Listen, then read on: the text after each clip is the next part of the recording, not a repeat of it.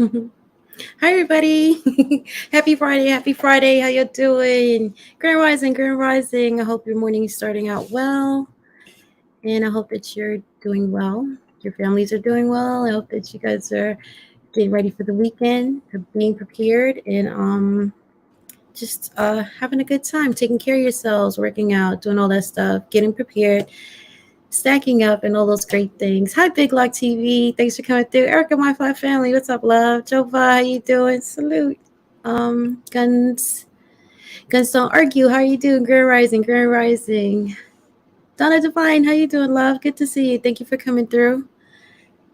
Hi, Jason Ewing. Good to see you. How you doing? CNT Designs. Good to see you. How you doing? Thank you so much for coming through. Hi, Irvin. Good to see you. Thanks for coming through. Drew Hill, how are you? Good morning. Grand Rising, Grand Rising. We don't say good morning, we say grand rising because nobody's morning anything, and it is great. It's a great rising. Every time you wake up, it's a great rising. Hi, Vision Preparedness. Great video last night. Great live. I'm sorry, great live. Great information. How you doing? Only June, good to see you. How you doing, sir? How's everything? Mr. Red Phoenix, how are you? Good to see you. Nightbox, whatever, but I gotta time him out because he's a little crazy. I still gotta work on him. Let me get him out of here.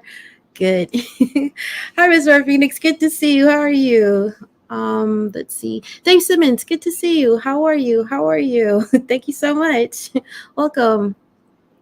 Whatchamacallit. So I'm just waiting for Sister Karima. You there you go. Never mind. Got you.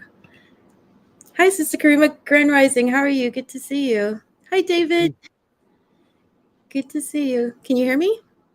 Yes, I can hear you. Can you hear Okay, me? great. Yes, I can hear you. Hi, Lashes. Good to see you. Just greeting people as they come through.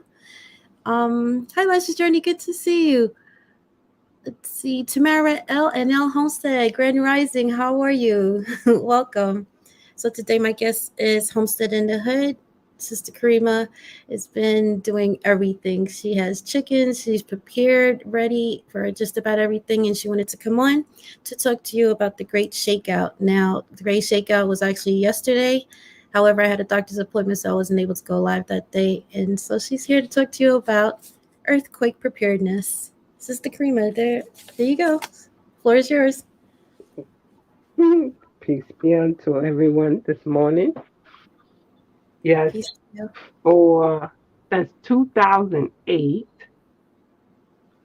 they have been making aware of earthquakes around the whole world and to prepare for them. Um, it's called so every third Thursday in the month of October, they have it's called in International Earthquake Day.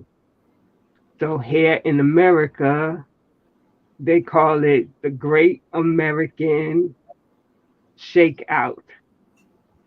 So yesterday it was at 10:20 in the morning. So when you go onto the website, um, you register as individual and family. They have child care, preschool, K to 12. If you are in healthcare, um, different types of businesses, and they have information on what you do. Pretty much your first response is to duck, cover, and hold on, meaning you're getting down under something and you holding on to it like a table because it's going to move, and you need to be in a position to move with the table, whether you're walking crouched down on your feet or you're on your knees, but you want to hold on to that table and go along with the table. Yeah.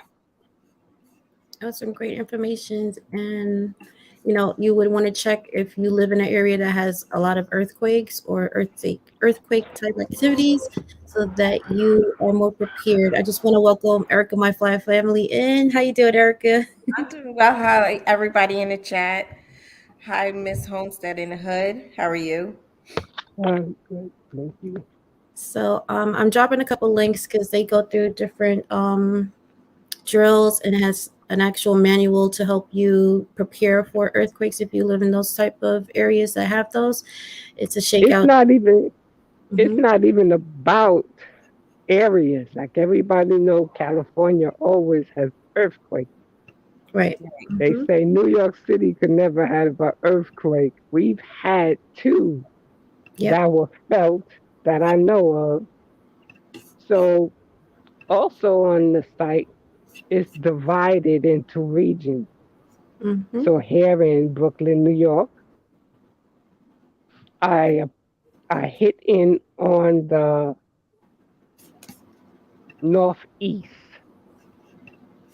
So depending on where you are, what state you live in or area, because the foundations are different, but everyone is going to feel the quake. Think about it. They made it International Earthquake Day. So why would the powers of be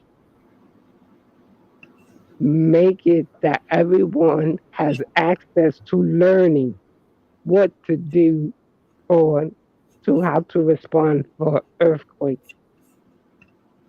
I did a little short. More people watched the 20-minute one than they did the short on after the earthquake. How are you going to rebuild? Right. I live Mm-hmm. on an island. People don't realize New York City, four of the five boroughs, is on three different islands. So to get here, the bridges most likely will be down. There's nothing coming this way to bring us supplies. So you really need to have it for yourself. So my neighbor took down the a wall that we shared.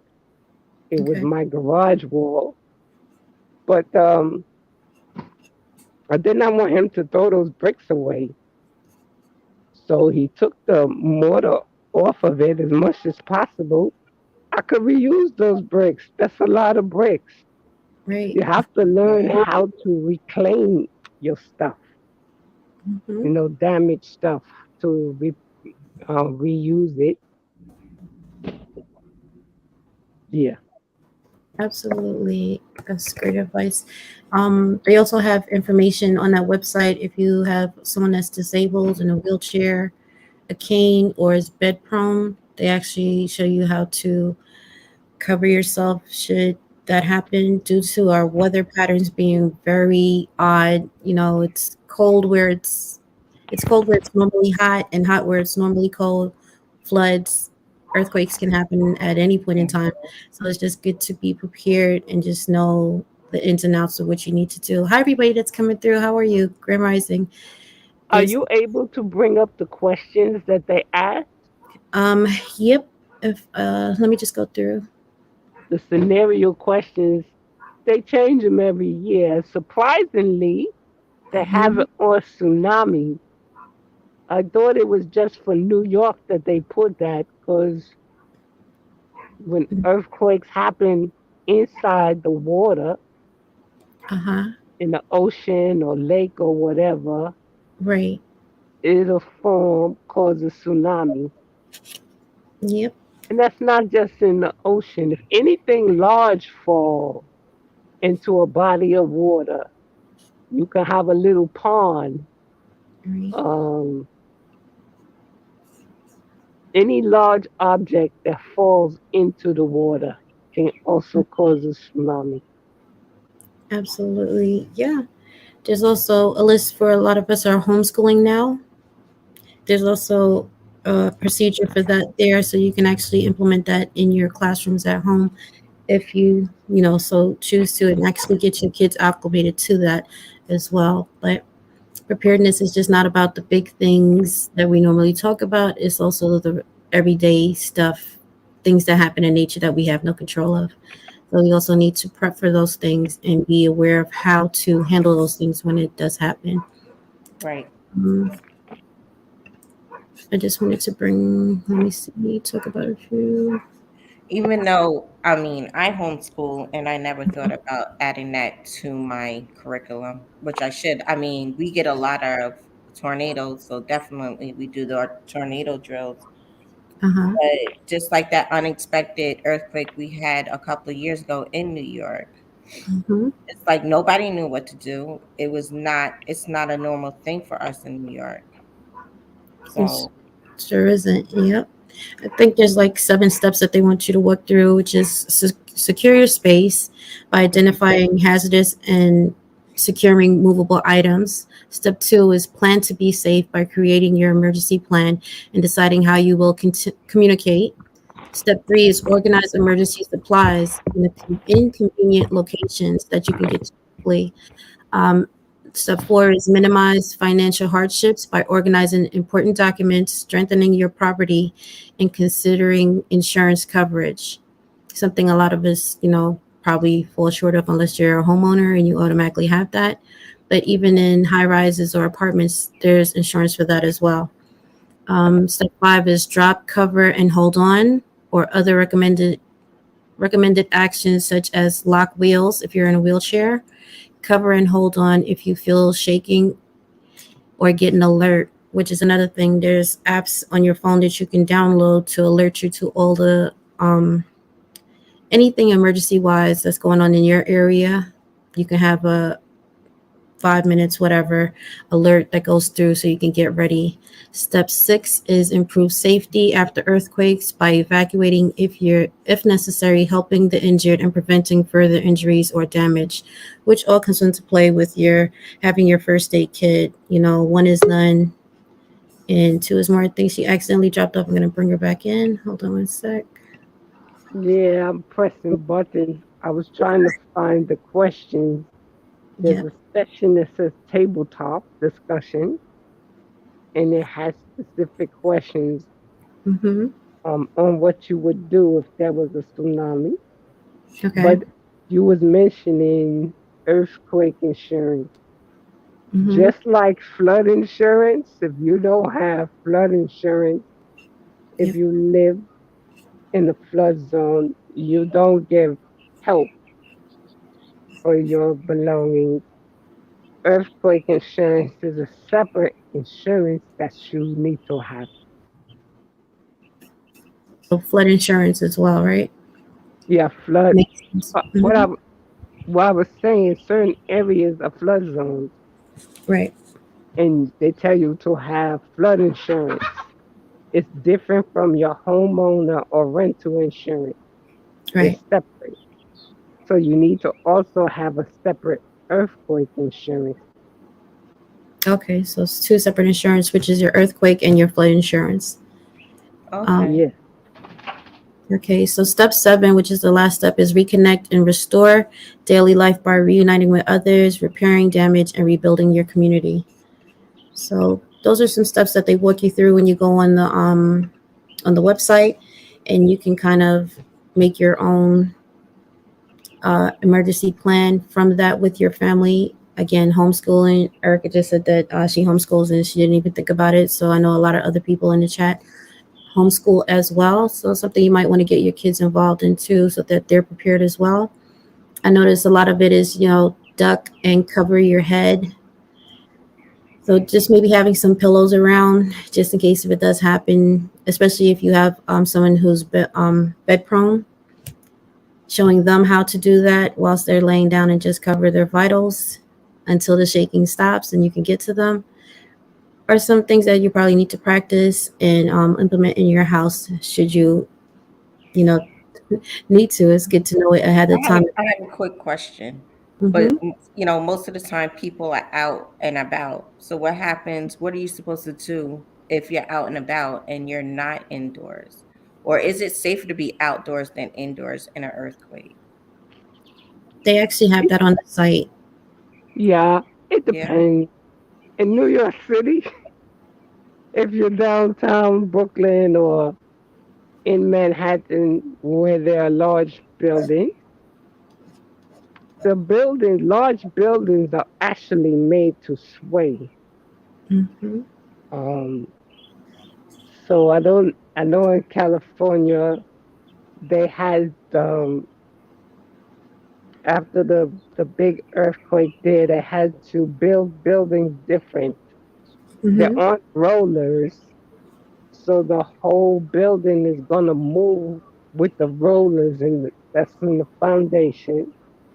But when stuff starts falling, you need to look up and balance yourself Mm-hmm. because you don't want glass on the windows and bricks and stuff falling on your head. Right. You don't want to go under a bridge because the bridge just may collapse. You Right. just need to hold on, get out of your car because your car may go under. Uh-huh. Yeah, but Yeah. that's You a want very good site, like she's sharing, to mm-hmm. learn more. Miss Quincy. Yeah. It's when you're out in like downtown, like Sister Karima just mentioned, you want to stay away from anything with a lot of glass, anything that can fall. Usually downtown, you have a lot of storefronts. You want to get as far as away from the windows as you possibly can from shattered glass blowing out, whatever the case may be. Duck and cover, whatever you can find that's going to be able to allow you to cover your head, your vitals. That's what you need to do until it's over. So go through the website because they have many different scenarios in the website. So it'll fit into wherever it is that you whatever you have going on in your life, whether you're working at home, at a school, in a business. If you have a business, they actually have a whole detailed list of things that you can have in your business or what to do in a business setting. So it's actually a great site to sit through, peruse, and just figure out how you're going to maneuver should something like that happen. But Right. yep. Let's see. I think Brian Bridges has said something about. Hi, Brian. How are you? Hi, everyone coming through. I'm so sorry. Hello, and thank you so How much you for doing, being Esther? here. Yeah. Bougie, hi everybody. Hi BP, how are you? Brian, let me put it up here. He said a lot of insurance companies won't sell you flood insurance unless you live in a flood zone. Same way the earthquake insurance. A lot of times you have to live near a flat line. That's interesting to know. Yeah, that's why when you first started sharing about your municipality, you need to know what's going on in your area. You don't have to agree with your politician, but when they have those meetings, you go. And I had mentioned in the videos about being a CERT member. You learn to respond to all kind of emergencies, how to rescue, but then you become a part of people. You get to know people. When I turned 50, I went to the community college and took up carpentry for free. But they also show you the basics of plumbing, electrical, and those that take your cable that should not be taking your cable. You chastise them, but you get to know them because that's your electrician in the community during a disaster. Right. You want to get to know your neighbors, the good ones and the bad ones. See what they know, because that's your help.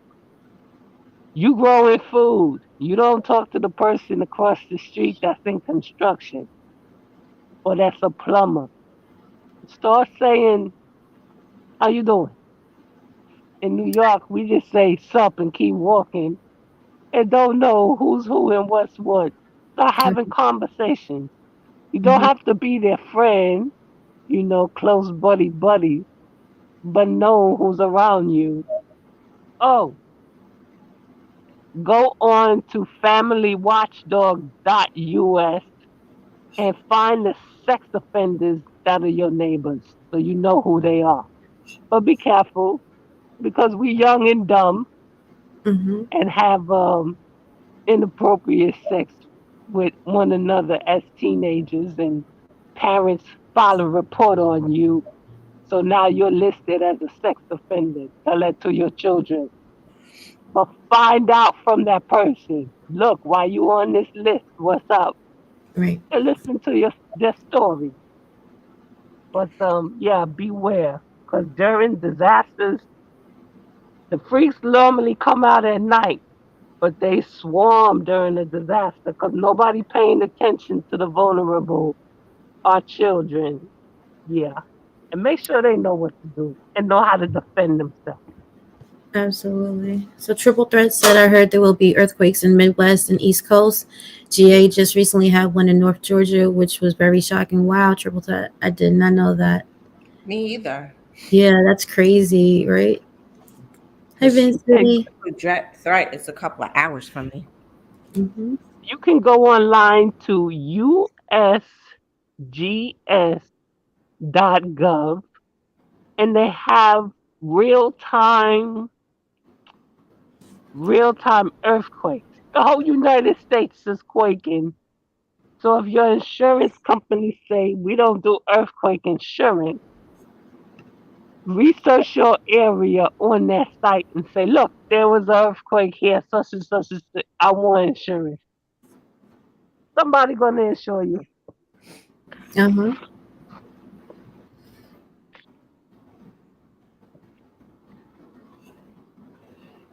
We have a couple minor quakes. Tamara L&L Homestead said there have been a couple minor quakes and lately down around the Richmond, VA area. That's crazy. I didn't even know that too. Like you hardly hear any of this stuff. So, and then when you go to that website, you could put in your area where you live, and it'll bring up a lot of information for that particular area. And definitely look at those apps that they have that send Right. alert outs to you. It can Yep. keep you aware of what's going on. Uh, Um, Black Poindexter wrote, make Thank sure you you. have good shoes. Right. I'm sorry, said it. Let me go back down. Oops, hold on. The largest quake in North America was in Madrid, Missouri. Wow.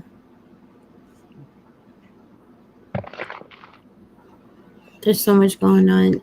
The recovery part is also the most difficult and hardest part. Like Sister Karima was saying, you have to look out for the elderly and of course your children. They will probably be the most vulnerable. I was just watching something earlier today when they was talking about Katrina, and they were in the football dome. They Right. uh they said that a lot of the younger children were getting raped, and you can hear it. There was really nothing they could do. Now it's they eventually evacuated them after some days, but what if they had to spend so much time there? There was a lot of crime. They were stealing food. Gangs were formed within that field, and they're all in the same situation. But then again, the weak become the prey, and you just need to be prepared. So Chicago Mike said, "I don't think we ever had an earthquake in Chicago." Yes, Blessings. we did. Oh, they Yeah, did. I think Chicago has. Mm.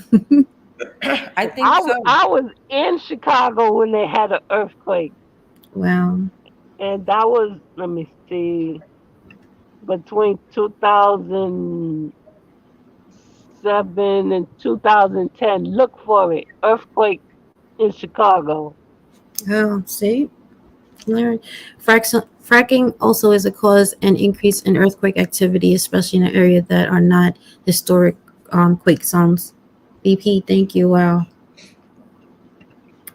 And with the oil situation being what it is, should we be prepared for more of that to happen? Probably, right? You got to be prepared for all types of weather, honestly.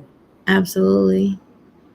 Make sure you always have good shoes, boots. After a major earthquake, penetrating foot injuries will be a serious threat. Absolutely. Right. Absolutely.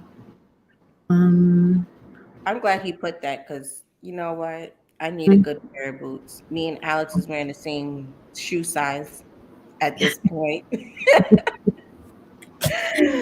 And One of us will be. right, I'm sharing shoes with my 11-year-old. Oh But wow. I need a new pair of boots. We both do. Yeah. He's going through my footwear like it's nothing. So Yeah.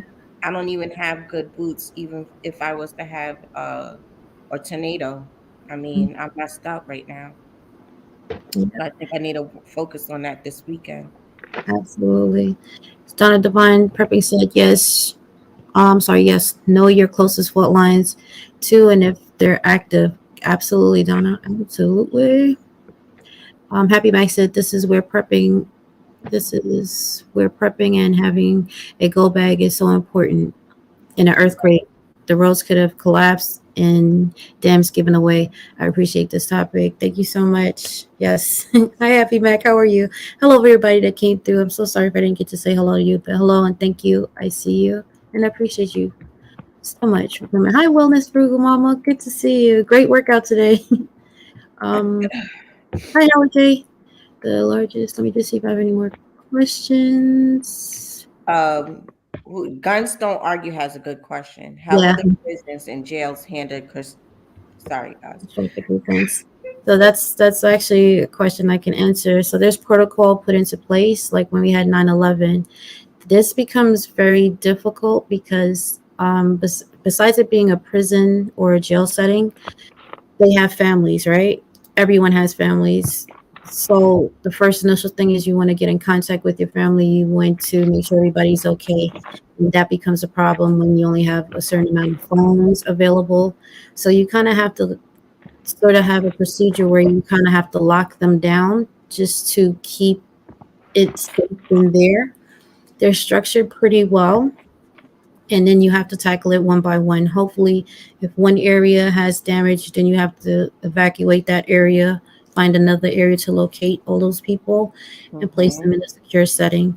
On top of that, you want to be able to allow them the opportunity to call their families, which takes time because it's crazy. You have to secure the building first.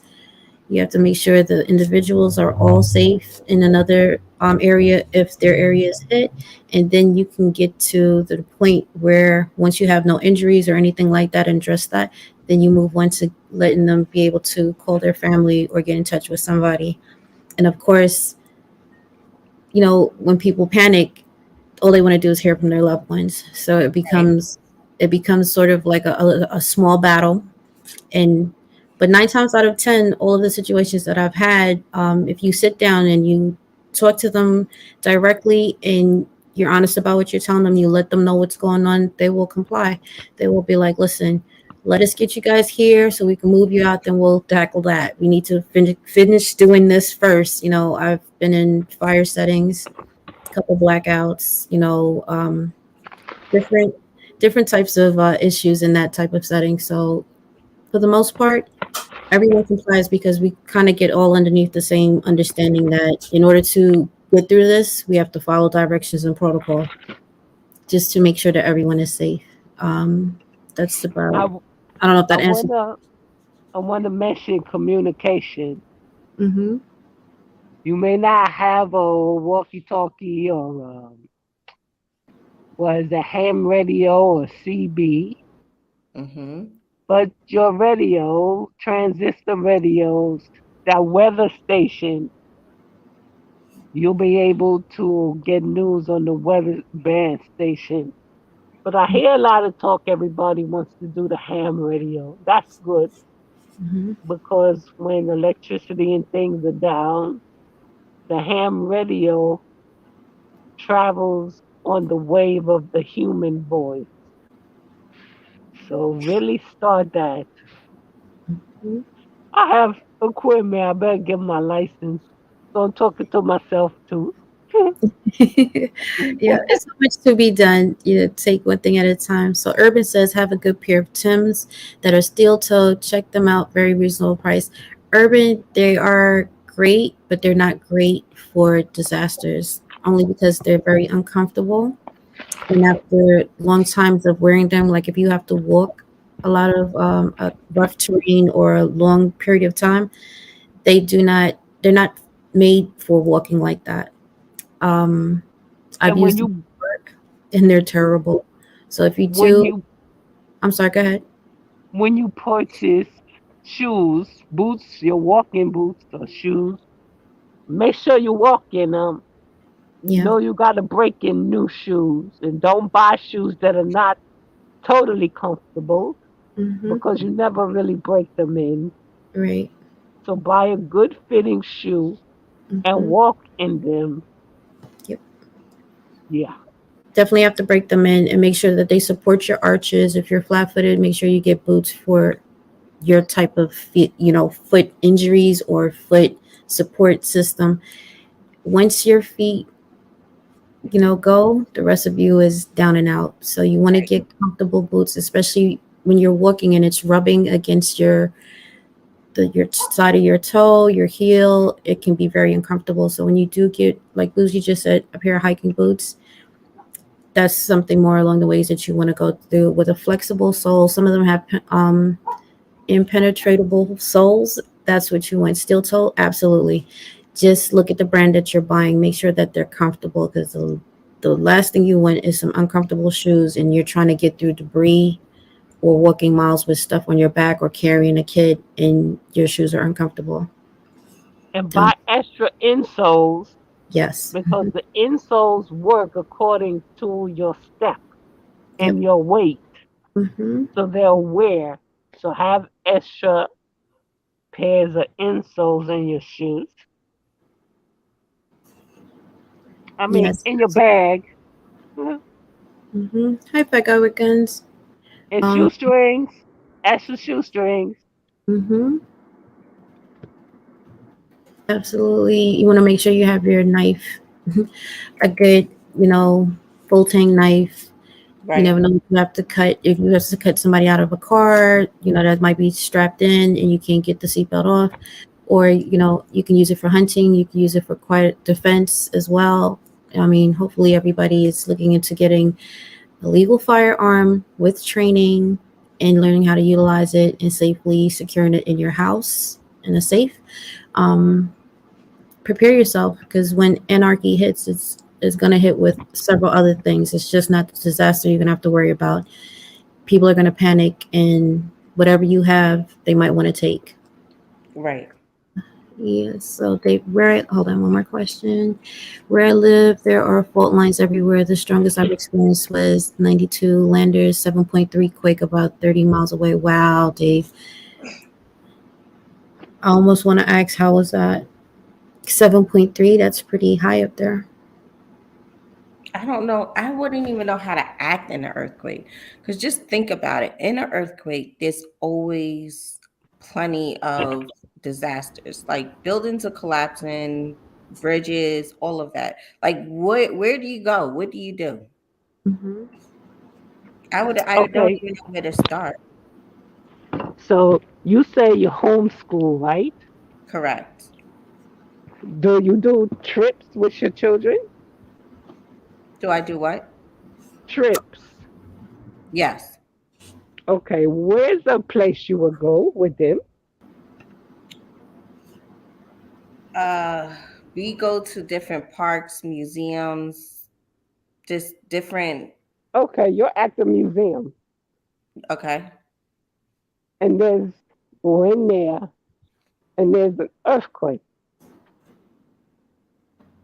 No, Yes. let's go to the park because they have all kinds of traps and stuff in museums because they don't want you stealing the artwork. So you'll probably be in jail in an exhibit. Um, because what they protect more before residents, they protect property like museums and libraries.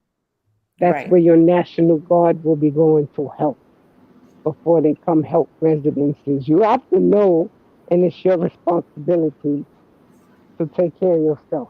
So say you're out in the park and there's an earthquake. Hmm. It's just a playground, but do they still have swings in the playground? I haven't been to a park in a while. Yeah, they still have the swings. Okay, they took a bunch of stuff out. Okay, so you got the children on the swing, and they're swinging, but it's gonna be jerk. It's gonna jerk the child. You take them off the swing, You gather yourselves together. Mhm. I need to change this around. You tell me, you're in the park with your children, there's an earthquake. What are you going to do? You say you don't know what to do. What you going to do? I would just, I guess, look at my surroundings, get away from the tallest trees, and find some. But then I'm gonna want to find some cover. But then, is that even safe for me to go inside of a building if there's an Tell earthquake? me what you're going to do. Because I need that. I need you to start thinking a certain way. I don't want to tell you what to do. A lot Right. of people don't think for themselves. I need you to think for yourself. Okay, you're outside in the park. You don't want to be around tall trees. Okay, so what you gonna do? Think of a park that you always have your I would just children stand and honestly, I would just take cover, like just protect them in the parking lot because in it's the an open parking lot. area. So, Yeah, so because it's an listen. open area, and Hold on. You're in the parking lot. There's cars in the parking lot. While you got your children in the parking lot, the ground cracked and the cars are coming your way. What you gonna do? now I gotta run somewhere. Now I gotta Think, find somewhere. think of the Again, my park. first instinct is not to go inside of a building because I'm gonna be scared a building's gonna collapse. So I just feel as Listen to me. Listen to me. You're in the park. Don't think of anything else. Just okay, think of the park that you take your children to. Stay in this. You're in this scenario. So now the concrete of the ground is breaking and cars are moving your way. They're just going sideways. They're not coming towards you, but they're like going somebody side. driving them. They're sliding sideways. The park that's the parking lot that you're in. What you gonna do? What's around you? I don't know now. No, you gotta know something. You gotta I know. keep moving. That's what you gonna I can do. only move. I can only move away from where the cracks are. I don't know. Yes, you just keep moving. The ground is gonna eventually stop. You keep moving. That's the thing. Remember, I say if you're inside, you get on the table and you hold on. You Right, following the chair, the table. During the events, you make sure you keep moving. You have your children. I don't know how old they are. Don't matter. The big right, knuckleheads, you grab them too. You hold on to each other just right, in case. So if the ground under you go and slip, you'll be able to pull them. They'll be able to pull you. You just do not give up. right. Yeah, don't worry. This your mind is to be. I am. That's the power. I am with a positive word going to get through this. I am Oh strong yeah. enough to get through this. You don't say, "Oh damn, I'm gonna die." You say that you go, "Ooh, I could Oh, I'm just not stop gonna the mind." die. I'm just Exactly. gonna keep moving. I'm gonna Right. figure it out. Yes. You just the positive thoughts. Everybody talking about the power of positivity. Remember Jesus, the great I am. It's everywhere around us. We just have to use it. Just know and say it out loud if you have to. So you Right, can talk to yourself. Yeah. Yeah. So and then you have to once it stop and settle, so you where you are, what you want to do when it's settled. Mhm. Do you have your go bag with you? You got the first aid kit to take care of yourself. Yeah, okay, here's a scenario. mhm, You're during that incident, everything stopped. You ask your children, are they okay? They say they're fine. Everybody's fine. mhm. If you ever been shot before or stabbed, there's no pain until you see the blood. Right. You know, you okay? Yeah, I feel fine. Why? What's up? You're bleeding. What? Then they look down, see the blood, then they pass out and start screaming. But you ain't had no pain until you saw it. But anyway, so your children, everybody say they're fine. Expect one another. So you expecting your daughter, son, your child, and you see in the back of him, his thigh, there's a lot of blood. What you got in your bag? Make sure you have your first aid kit. What you gonna do? First thing, do not panic. People panic are too noisy. I don't like noise anymore. Calm, stay calm, and talk at a soft voice. That old Mhm. fashioned slap them to bring them back to reality. It works to calm them down. To calm it down. Yep. You don't need anxiety medication. Give them a paper bag to blow in and out of to Mhm. gain control of themselves, to breathe. We keep saying, practice your breathing. You got to meditate. Practice your breathing. Just breathe. Just breathe. Hmm. Yeah, you having an anxiety attack before you pop that pill. Breathe. So have first aid kits. Head injuries. You may think your someone is dying. Head injuries. A little cut is going to bleed a lot. That's because the brain needs the most oxygen, and blood is always in the brain all the time. It'll be a Right. little bitty cut, but it's gonna bleed a lot. Don't worry. Just do the same thing that you know for a regular cut. Clear the area, find the wound, put a band-aid on it, a little pressure, and then if somebody's anxious or something, tell them to breathe, give them the paper bags, and then give them a job to do. I need you to hold this right here so they'll stop bleeding. People that are all over the place, mental. You stay calm. You know what to do because you read the Right. material on the website. You took the class. The movies don't make sense anymore. It's too action packed stupid. They're not teaching anything. Just make sure you know, calm the situation. Take control of the area.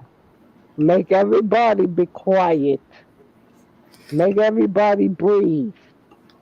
You'll see people antsy. You get them something to do. The little ones, they're your messengers. They run all over the place. They go, I'm trying to say so much in such a little time. Sister, you don't have to do this another time again. But sister, think scenarios in your head. What would you do? Because you have to just play stories. You out at the grocery store and an earthquake occur. What you gonna do? Just different things. Yep. And that's for your guests also. What do Right. you do on a regular, every day? That's what the drill was about. Mhm. 10, 20 yesterday, the whole world was on the same drill that there's an earthquake. Hmm. And people gathered together and discussed it. What were you doing at that time? If it was real bad, what would you do? I did a I did a evacuation drill with my mother. May Allah be pleased with her. We lived on the 17th floor. Everybody was pissed off at me. A lieutenant that I know from the fire department. He came to my house. I'm trying to figure out how he get through the door. I didn't buzz him in. And then he pushes me aside. He walks through my whole apartment. And then he went to my bedroom and he say, if something happened, you put your mother through this window and you push her out. I said, what? And he said, hey, we're going to have the thing for you. And he said, you ever, and he said, hurry up and move. In Chicago, there's a tall apartment building on Stony Island Avenue. It's the tallest apartment building across the street from the park. I had lived there. You want to get to know your firemen or emergency responders, the ones that are stationed. But Mhm. you have to just keep in your head scenarios. What would you do? So I had the evacuation drill Mhm. from the 17th floor. My mom fell down the stairs. She didn't hurt herself. Oh, And then we only got to the 15th floor. And so we we died because I think it's 24 stories or 30 stories. The oh, people that was on the floors above us were trying to get out too, so they stepped all over us. That's how I did that scenario. I had a drill in the house. Everybody came into a bathroom. Everybody got put out that bathroom too because they got on my nerves and they didn't bring what they were supposed to bring. Somebody was supposed to grab stuff from the kitchen. Someone's supposed to grab stuff out of the linen closet. Somebody's supposed to grab all the quilts and pillows because we were stuck in the bathroom. Everybody come in the bathroom all sleepy eyed and don't have nothing in their hand. Get out. Y'all all dead. No, we in here with you. No, you're not staying with me. You didn't even grab your go bag. You gotta get out this window. You got nothing on your feet. Get out of here. You dead. No, I'm not dead. Listen. The first time I did that, the adults was looking, upset, but the children eyes was wide, had another dream. Them children grabbed their go bag. Umi Karima, I'm ready. Just have the the drill. drill. You're right. You don't want to do it, let the children do it. They save your life. The Girl Scouts no longer have life skills. They're all about STEM. You're gonna have to do this for yourself. Yeah, Yeah. you are right. Great information. Drills just make you more confident when it actually does happen. You just spring right Right. into action. So it is a good. Don't laugh, Lucy. She's like, "You dead? Get out." um, Oh, let's see. So practice. Go to the website. There's so many different scenarios on there, and you could just run them through with your family and your children and do drills. They seem like there will be a lot of fun, even though you're preparing for something catastrophic. I could just imagine yeah. the jokes in that.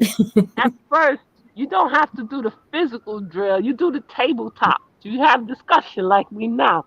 Don't give Right. them the answers. That's what I started to do with Houston. So I said I have to change it around and ask you questions. You gotta ask yourself Right. questions. You have to think for Mhm. yourself. They tell you there's no such thing as common sense, but they make you pay for a course in critical thinking. It's the Right. same thing. Just think. They lost the whole hazmat team of the fire department during September 11th because he sent Okay. everybody in there. Sometimes you have to think for yourself. I Right. went to a disaster training where they saying there's an active shooter. Mhm. I asked them what's the scenario. So they're at a school, there's a train wreck that's by the school, and they were putting the people in there, and then all of a sudden there's an active shooter, but we respond as first responders, a medical team, and they wanted us to go in and get the people. I said, "Where's the active shooter? He's inside." Everybody went inside. I said, "I'm not going in there." They said, "Why?" There's an active shooter in there. I'm not going in there. And everybody looking at me, and I'm telling the person in charge, "You got to change the scenario. This is what they gave us. I don't care what they gave you. I'm telling you, change it so they can practice. If you sending them in telling them it's an active shooter and telling them to go in, you telling them to die. I don't belong as part of that team anymore. They don't. They just anyway. Yes. Don't let anybody set you up for your death or to get hurt or to kill others. Mhm. Right. Think for yourself. Absolutely. And with scenarios like that, people are always going to look for the person with leadership qualities. If you practice your skills, practice training, get yourself educated, by nature, it kind of just happens that way. You kind of step up and you just kind of execute at that point. So pay attention to the people that you're following, because some people will tell you some crazy stuff. And Right. and that's a hi Market. Do it. Love y'all too. And Sister Yes. Carvin Yourself. Q. Yes, ma'am. I know someone that works for correction. They didn't tell me what you said. They said hmm they were instructed to lock the prisoners and go. hmm What? No. I said, that's all, If Sister Karela. I said, you can't forget leave it. Okay. you can't leave them. So, Somebody has to stay with them. You're yeah, still just don't here. do anything to get yourself locked up. Yeah, exactly. Again, you have to know who you're following, and if you don't know your craft or your skill set or how to handle different situations or the protocols behind them, then yeah, you'll do something like lock people in and walk away. That is absolutely unacceptable. They're still in your charge, so whatever happens to them, you are accountable for. And in situations like that, nobody wants to be accountable for somebody. What did you do? Oh, I You know left. what they do? Wait, hold on. You're Those crazy. people get off because they have something that's called justifiable sin. You were justified in causing that sin. Manners and morals seem to have gone out the door in this world because I Mhm. can't even say in this country. No, what Yeah, it's I called understand that. justifiable sin. In that department, you have vicarious liability. You are liable for anything that happens to anybody inside there, and especially if that's your watch, your area, your housing areas, from the officers to the detainees. That is your responsibility. So before you do anything like walk away and leave them alone, you gonna be right there in a cell right along with somebody else for negligence of duty. Um, I mean, there's a lot of things people could tell you about corrections, and of course, with any workplace, there are good people and bad people anywhere you go. Majority of people that I Mhm. work with are good people. They have done things, and you will never hear about those things because those are not the stories that sell on newspaper headlines. Drama, Right. chaos, division. They did this wrong. They did that wrong. That's what sells. They don't want to hear about the officers that come in there and show the detainees how to tie a tie, how to shake a hand and look somebody in the eye for an interview. They don't talk about people that go in there and pay dollar bills to get people out. You know what I'm saying? They don't talk about the officers that come inside there 2 hours before their tour to make sure the adolescents get to school because they want to stay in the house and hang out with the other kids that don't have to go to school. Like, you won't hear stories about that, but there is another side to it. Nobody really. I'm not going to say everybody, but majority of people that get up and go to work are family people too. I have a son. Plenty of other people have children, and sometimes when you walk in there, you're looking at the very children that you come back home and look at. And it should Right. might I never get into a situation like that. I always want somebody who does their job, care, custody, and control. And with that, you do have to have a certain sort of empathy with it because not everybody that's in there belongs there. But society is what it is. So with that being said, I know when I did my job, and I'll speak for myself and I'll speak for my team that I ran. We ran a tight ship. You know, it is a violent place. It's called the belly of the beast for a reason. And sometimes you have to be a beast in there to survive because it's not a happy place. So in order to survive, you may have to do things that you may not want to do just to get out. And I wish that people not just look at everything that the media throws out there to you, because it is a lot of bullshit, and then there's things that are absolutely out of pocket. It needs change, it Right. needs reforms. But I don't know anybody that I've ever worked with that when a disaster happens, they just lock them in and leave. That is just unheard of. Like, I don't know That's what this is about. crazy. Like, Yeah, why would you want to cage somebody during a disaster? you know, it is what it is.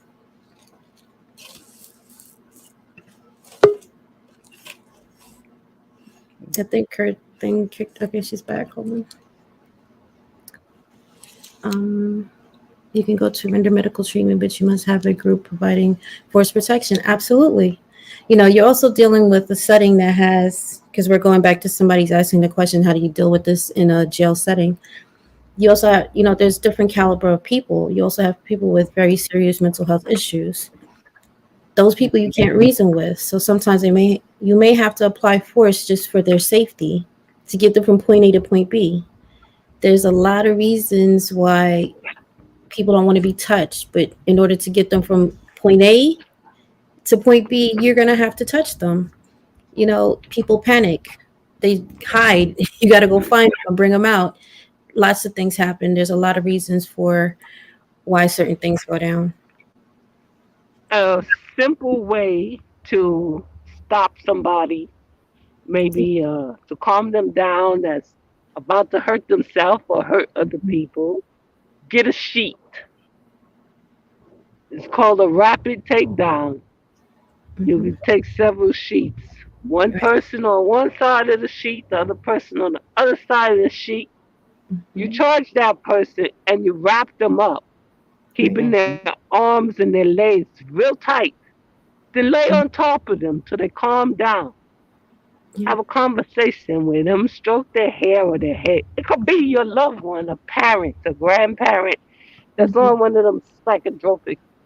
That's how we losing our wisdom, putting them on their medications. Well, anyway, And speaking of medications, some individuals are on medication that you cannot utilize a less excessive force type of scenario Mhm. versus this, because if you hit them with the EIS shield, which will just pin them to a wall, zap them a little bit, and then because you can only apply it for so long, right? And it's a few seconds, and you have to come off. But it stuns them to the point where they calm down, and then somebody can just come cuff them, bring them out. Sometimes you can't do that if there's water on the floor. You can't utilize certain other deterrents with that. There's a whole process that goes on between in between all of that, and you have to make split second decisions. You have somebody that's in their cell cutting themselves up. Do you want me to sit there and talk to them? Or do you want me to go in there and get that item out of their hands and stop them from doing that? There's Right. people hanging up. Somebody might be like 6 feet tall, hanging from his bed frame, and I have to get up on that bed frame, hopefully cut him down, and it's not a guy's, and that still save his life and still get out that cell unharmed. There's a lot of scenarios in that setting that people don't understand, and I get why you're upset because you're given a story. And again, like I said, in every workplace, any setting, you have good and you have very not good people. Right. You have to decipher which one you're going to be and how you walk this earth. You have to live with the things that you do. And I took my job very seriously. When I see people inside there, I look at that and I look at my son. My son's a young black male. At any point, he could be in there for no reason at all. Right. So every day I got up, I took my job very seriously. I did what I had to do, and I don't have any regrets of what I did. Does it need reform? Absolutely. This is not about corrections, but at the end of the day, I just wanted to get that out. Nobody's walking away and leave anybody. And I didn't mean to end that on that type of note, but it happens. Whatever. You know, are there any civilian earthquake questions? I don't see any. Nope. I think the last statement was Black Poindexter's. He visited a juvenile detention center and for IT issues, and it's sad to see. You see your son and a lot of those kids. Absolutely, a lot of people do. You know, but Right. they won't tell you that. They won't tell you about the the older correction officer who's the first lady at the church who comes in on Saturday on Sunday on her day off and holds church for them or prays with them.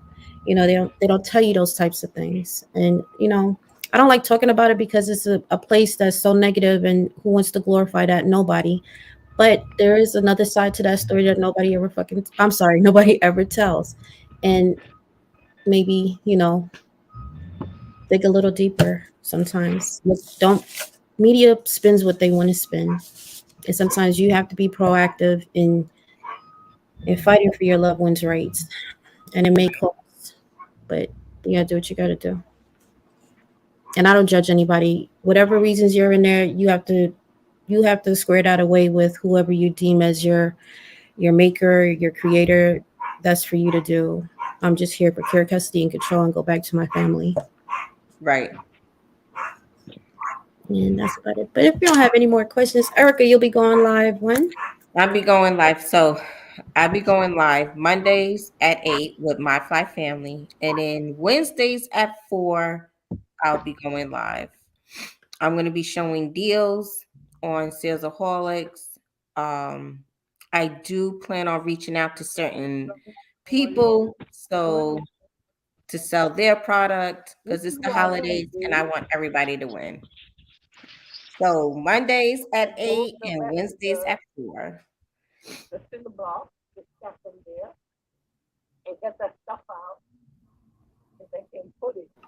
Sister Karima?